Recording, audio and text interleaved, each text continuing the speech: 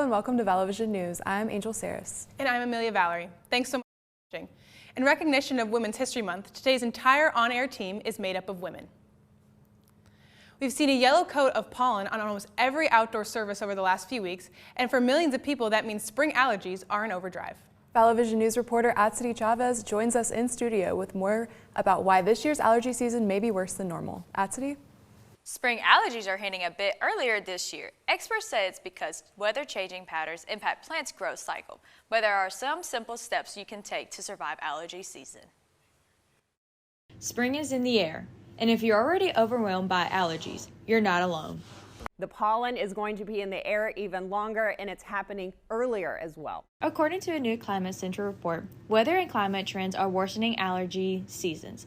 The data show earlier spring and longer periods of freeze-free days for part of the U.S. have meant that plants have more time to flower and release allergy-inducing pollen. What happens in a warmer world, you have a longer growing season. And so these areas with the green dots, this shows 60 or more days change with the longer growing season.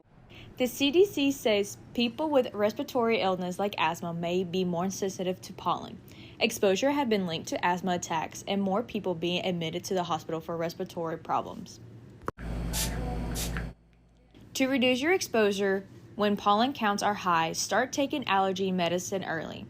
Close doors and windows, and avoid outdoor activity in the early morning when pollen counts are highest. Remove clothes you have worn outside and shower to the pollen off of your skin and hair.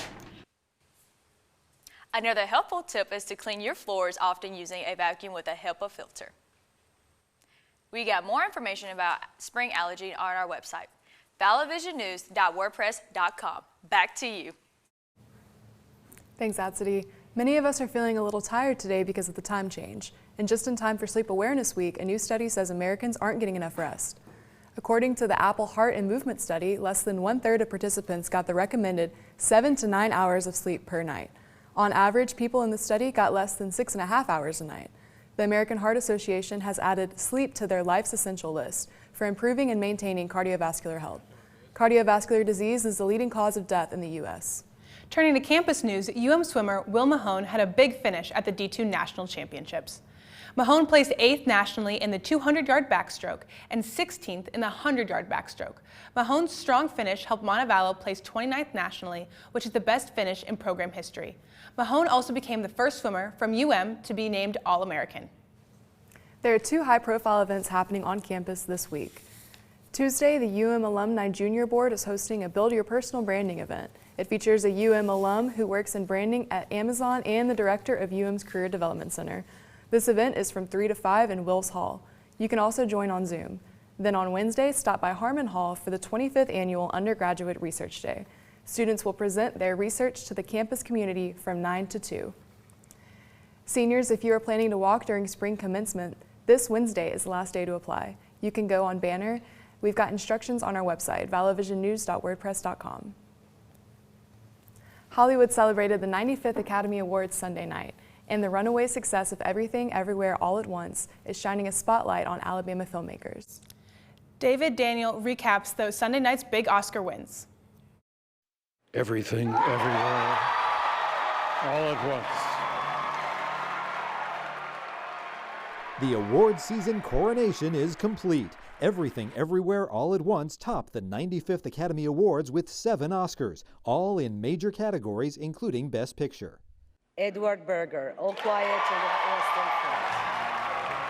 Earlier, it appeared an upset might be in the making. Midway through the evening, the German film All Quiet on the Western Front led the way with 4 awards, including cinematography and international feature film. Brendan Fraser. The Whale. The Whale star Brendan Fraser completed his own glorious Oscar season and paid tribute to the other lead actor nominees.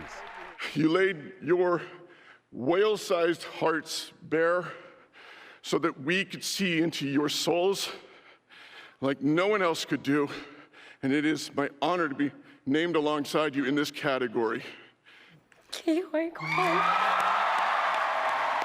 Everything Everywhere took the rest of the acting awards. Supporting actor to Ke Huy Quan. My journey started on a boat. I spent a year in a refugee camp, and somehow I ended up here on Hollywood's biggest stage. Supporting actress to Jamie Lee Curtis, who thanked everyone who'd ever worked on or seen one of her films. And my mother and my father were both nominated for Oscars in different categories. I just want an Oscar. And Michelle Yeoh became the first woman of Asian descent to win Best Actress. Dream big, and dreams do come true. And ladies, don't let anybody tell you you are ever past your prime. Never give up.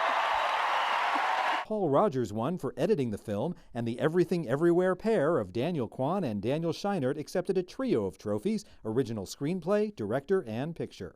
There is greatness in every single person. It doesn't matter who they are. You have a genius that is waiting to erupt. You just need to find the right people to unlock that. Thank you so much to everyone who has unlocked my genius. In Hollywood, I'm David Daniel. Daniel Scheinert, one half of the Daniels, is a Central Alabama native. He attended Oak Mountain Elementary and middle schools and went to high school in Shades Mountain. Paul Rogers, who took home the Oscar for Best Editing for his work on Everything Everywhere All at Once, is also from Alabama. He graduated from Homewood High School. Remember, there's always more news 24/7 on our social media pages. Just search for ValloVision News on Facebook, Twitter, and Instagram for more stories throughout the week. That's all the time we have for today's show. Thanks for watching, and be sure to tune in to ValloVision News again this Wednesday.